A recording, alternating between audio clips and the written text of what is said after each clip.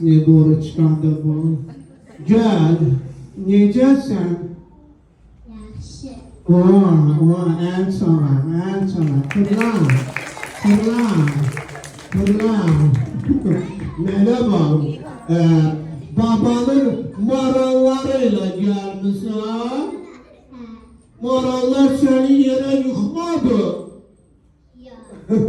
Maralları çok sevdi. Uşaqlar, bilirsiniz babasının quruçkanı hardan tapıb? Bilmirsiniz? Danışım sizə.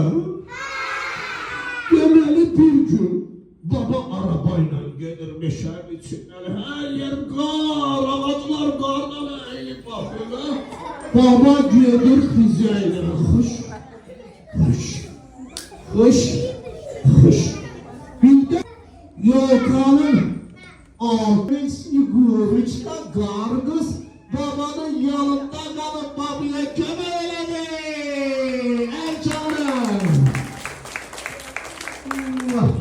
Aha. Bayram